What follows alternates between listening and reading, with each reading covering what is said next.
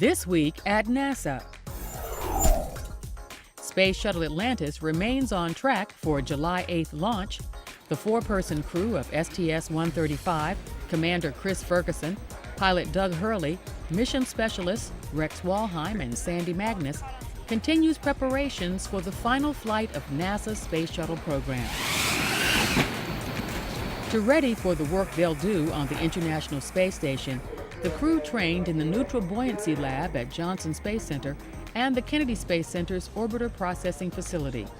Atlantis will carry the Raffaello multi-purpose logistics module with about 17,000 pounds of supplies and spare parts to the ISS. Largely, it's a cargo mission. It's an effort to posture the space station for about a year, put it in a good position until we can get our commercial cargo resupply system up and running. Atlantis sits at the ready on Launch Pad 39A after its external tank passed a pre-launch liquid propellant test. This is the first time we really are pinpointing when these black holes were really forming and growing. NASA's Science Mission Directorate conducted 2 news conferences to update the media on progress and developments in the Chandra X-ray Observatory and MESSENGER missions. The first of the 2 provided a look at new pictures and data collected by Chandra. It took the research that was done over the last decade with Chandra for people to begin to realize that you could, by observing very deeply in the universe, that you could piece together some of the very early history of black hole growth. Black holes are the last evolutionary stage in the lifetimes of stars that were once at least 10 to 15 times as massive as our own sun. These cold remnants are extremely dense, exerting a gravitational pull so strong that nothing, not even light, can escape their grasp. In many cases, a lot of the original ideas about Mercury are just plain wrong, and so we're finding some surprises. Also revealed, new images and science findings from the first spacecraft to orbit Mercury. We've gotten some very good fluorescent X-ray data from the surface, so we're getting good measurements right now of the average composition of key elements like magnesium, aluminum, silicon, sulfur, calcium, titanium, and iron with this instrument. NASA's Mercury Surface Space Environment Geochemistry and Ranging, or MESSENGER spacecraft, completed more than a dozen laps through the inner solar system during the 6 years prior to achieving the historic orbit insertion on March 17th. Mercury really is a world in and of its own. And we're finding that just like the Earth, it's got its own personality. Mercury is one of the terrestrial planets and therefore provides some context for what was going on in the inner part of the solar system back when the planets were condensing from the solar nebula. MESSENGER will image in stereo nearly the entire surface of Mercury to determine the planet's global topography and landforms. This video of the giant asteroid Vesta was created by scientists working with NASA's Dawn spacecraft, highlighting Vesta's jagged, irregular shape. The video loops 20 images Dawn captured for navigation purposes as it approached this unexplored world in the main asteroid belt. A dark feature near Vesta's equator moves from left to right with the asteroid's rotation, hinting at the enormous crater known to exist at Vesta's south pole. Dawn is scheduled to begin orbiting the asteroid on July 16th. Graduates of NASA's Systems Engineering Leadership Development Program received their diplomas at a ceremony held at headquarters. SELDP accelerates and develops the leadership potential of mid-level systems engineers to help them better deal with difficult and multifaceted technical problems and intricate social systems. The process of their learning experience over the year, learning a lot about themselves and how they can do a better job of leading teams and practicing both the art and the science of system engineering. There was 20 of us in SELDP, and each of us came from different centers, so there was a lot of mingling of ideas and cultures, and I think we all grew from this. The year-long program was initiated in 2008 to ensure that NASA's workforce would be ready and able to lead the world in space exploration, scientific discovery, technology development, and managerial excellence. So we're quite excited about what these folks have done and very, very excited about what they're going to do in their future at NASA.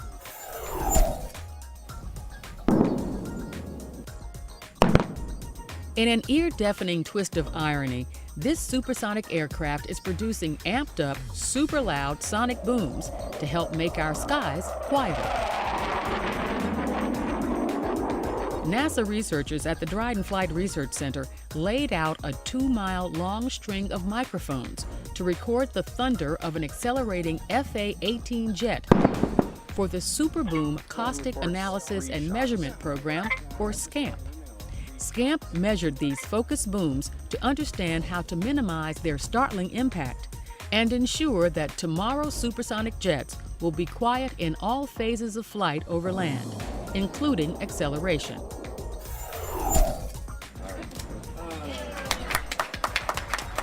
Glenn Research Center employees and visitors will soon be checking in through a new main entrance. The new single-story 2,500 square foot structure, main gate, and its roadway, called the NASA Parkway, will mark a milestone in a 20-year master plan to improve facilities and infrastructure at Glenn's Lewis Field in Cleveland and the Plum Brook Station in Sandusky, Ohio. The event was celebrated with a special ribbon-cutting ceremony. It really isolates the processing of our visitors, keeps them outside the security barrier, helps our security guards with the traffic flow in and out of the center. The new building will be gold certified as a high-performance, eco-friendly building by the U.S. Green Building Council Leadership in Energy and Environmental Design, or LEED.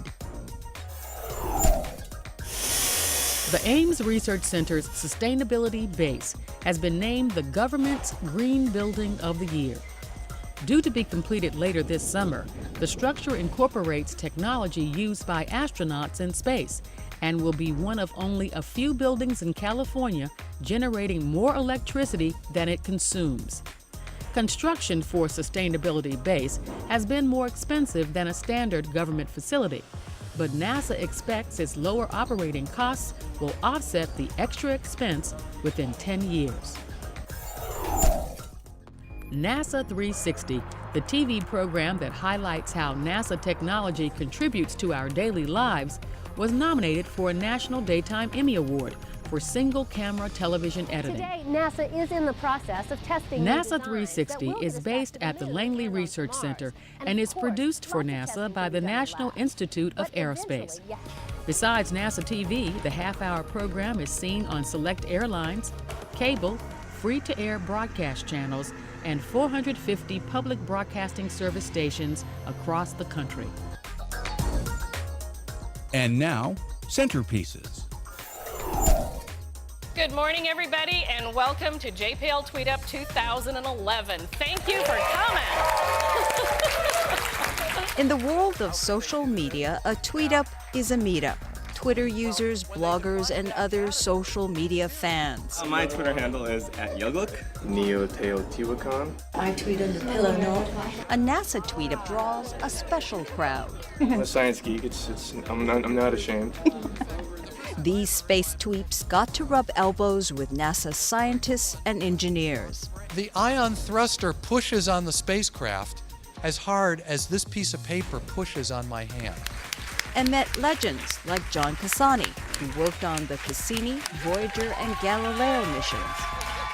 It's so rewarding to all of us to see people like you who are excited and turned on by the products of what comes out of here and get that message out to the people who support us. Sitting there every once in a while, you're going, I can't believe that people do this, that we send things millions of miles out into space. It's just incredible to be able to get it from the people who are actually doing it. This tweet-up drew more than 100 tweets from 20 states and 2 foreign countries. It impresses me how much the entire NASA staff is dedicated to outreach, especially the way that NASA works with kids and creating new geeks and new scientists. They blogged, they tweeted, telling their followers everything. Ready? Having their pictures taken in 3D, seeing Mission Control, home of the Deep Space Network, the Mars rover testbed, and Curiosity, It's actually kind of sad because every time I come up here, it's like one of the last times I'm going to be able to look at it. And then it goes to Florida for a few more months, and then November, the day after Thanksgiving, is the opening of our launch window. How has this space geek been enjoying this? I am in heaven. This is my idea of summer camp. It was a space exploration love fest. There's almost too much great stuff here to do in a single day. We're all very, very tired, but very, very happy geeks.